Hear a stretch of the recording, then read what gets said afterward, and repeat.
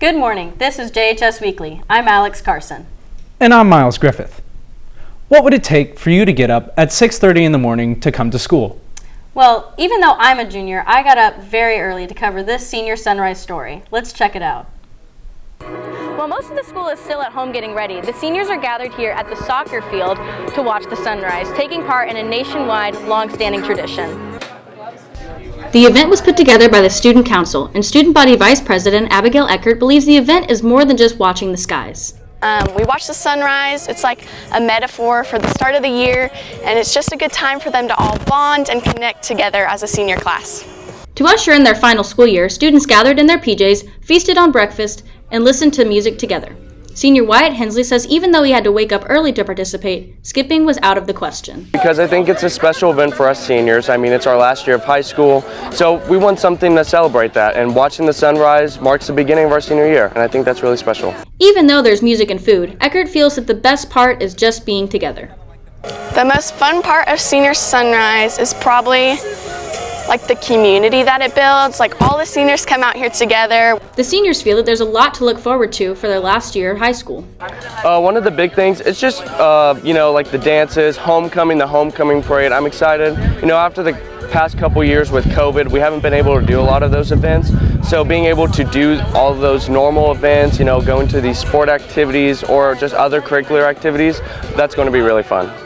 And if you're keeping track, there are less than 150 days, or sunrises, left of high school for these seniors.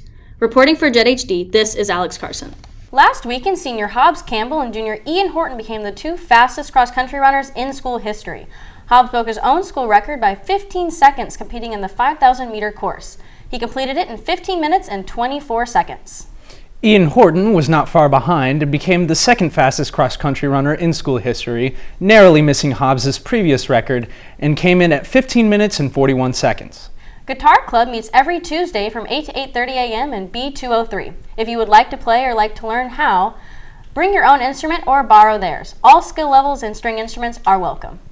If you like Uno or Dungeons & Dragons, the Board Game Club is for you. The club starts Monday, September 26th at 3:45 a.m. in Carter's classroom, which is E322A. All students are welcome.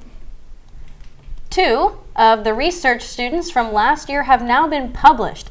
Kim Wynn and Dakota Agee have been published in Questiodds. Although these students have graduated, their work continues to bring positive attention to JHS science research. If you are still in contact with these ladies, please congratulate them. For many people, this year is one of change at Joplin High School. Freshmen from around the area are now attending the school for the first time, and they even have a new principal. JHS's Braden Dick brings us this report. Coming to Joplin High School can be intimidating if you're a new freshman. Finding your way around the halls and finding your classes is all in a day's work. It's also uncharted territory to new freshman principal Ed Rashin. I've been in education for over 20 years. About 10 of those years I was at the college level. I coached college football, and I was a housing director and student life director at a college. But he isn't a stranger to teaching. He taught for years in Kansas. And then I got into the high school level where I taught social studies for 8 years at 2 different high schools in Kansas. And then I've been an administrator for the last 7 years. This is my 8th year. He started his new job a few weeks before the students came back. Yeah, so my first day was August 1st. I was offered the job, I believe it was like the 3rd week of July. And so things moved pretty quick. And he's prepared to help any freshman who be struggling with a new school. My goal every year is to make sure that the kids that I'm entrusted to make it to their next level. So I always wanted to see those students succeed to the next level, whatever that was. And so coming here to Joplin and being in charge of all the 9th graders, I want to make sure that they succeed to be ready for their sophomore year. Cameron Souter is a freshman and also finding his way around the school too. I am so far liking the school. It's a definite change from being in middle school. It's a bigger building, different classes, different structure. And he's happy to have Mr. Rashin here to help him navigate. I think he's pretty cool. During the introductory part of freshman year, we got talked to by him, and that was a good intro into who he is as a person, and I thought that connection was actually really cool.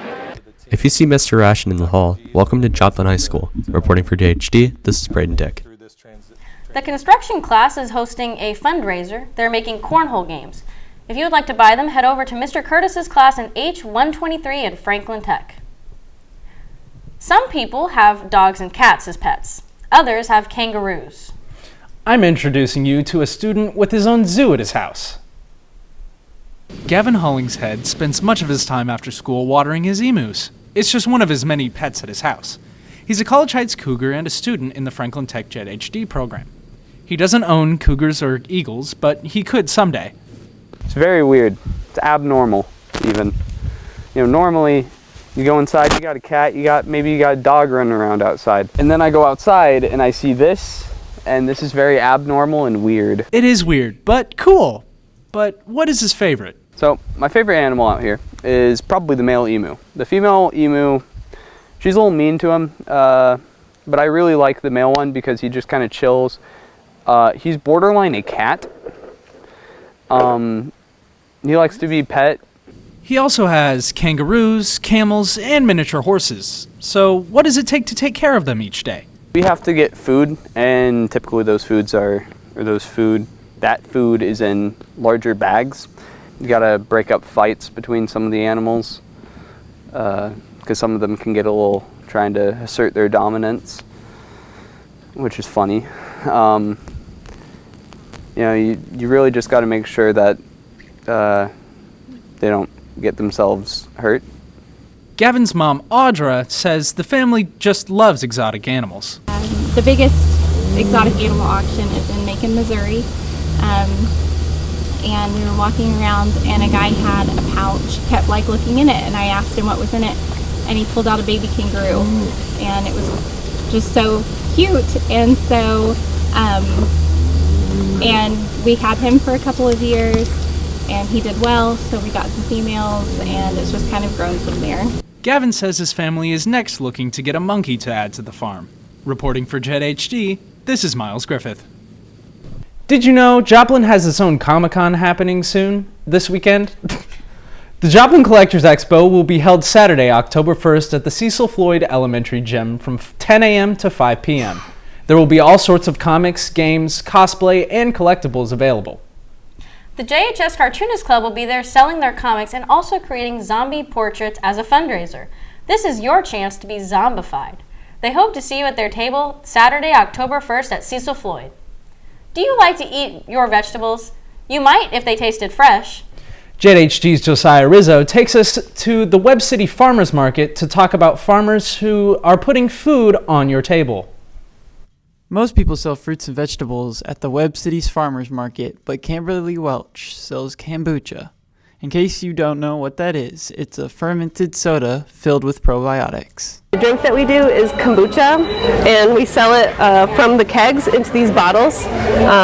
So you could buy a bottle, or you could bring your own bottle and get a fill on it. And it's just really good for you, freshly made drinks. That's what we're trying to do. Awesome. Kimberly has also been a customer at the Webb City's Farmers Market for the last 4 years. This farmers market gets really busy, so you have to make sure that you come early if you want good pickup produce. Seasonal stuff is always so fresh. It's amazing to see that all of this stuff was grown so locally, so that's what we really like about it. I also got a chance to talk to Rachel Lynch, who's the head of the Webb City's Farmers Market. Here at the market for 5 years, but the history of this market goes way back to 2000. We're actually 23 years old. We started with just 4 vendors that would gather on a Friday. As you can see, there are lots of reasons to visit the Webb City's Farmers Market. Here's Kimberly again to close us out with a few more reasons why you should stop by. People should come here, and they should come here early if they want a good selection, or if they just want to just come hang out, because there's always drinks, food, and then fresh produce for you to shop and then there's live music that you can just chill and hang out. There's a really cool like SNAP and kids meal programs too, so even people with low income and budgets or have financial assistance can come and still afford to shop here. So if you've got extra time on a Tuesday or Saturday, go ahead and swing by the Webb City's Farmers Market. This is Josiah with JHD, signing off.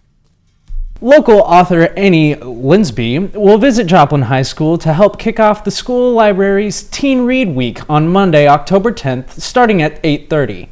Linsby's debut novel, A Three-Letter Name, is a young adult dark fantasy about two teens who are thrown together in a dangerous fight for survival, while also adjusting to personal disabilities. The book debuted earlier in 2022 and is still available for purchase on Amazon, Barnes & Noble, Walmart.com, and Books A Million. Imagine being at a sporting event with no one supporting your home team. JHD's Sydney Aaron, I always can't pronounce your last name, Erfin, shows us ways to have more school spirit. Dr. Stephen Gilbert is on a mission to raise school spirit. He says it can even start in the lunchroom or on the intercom. That it's we make the announcements. You know, we always try to make the weekly announcements, and then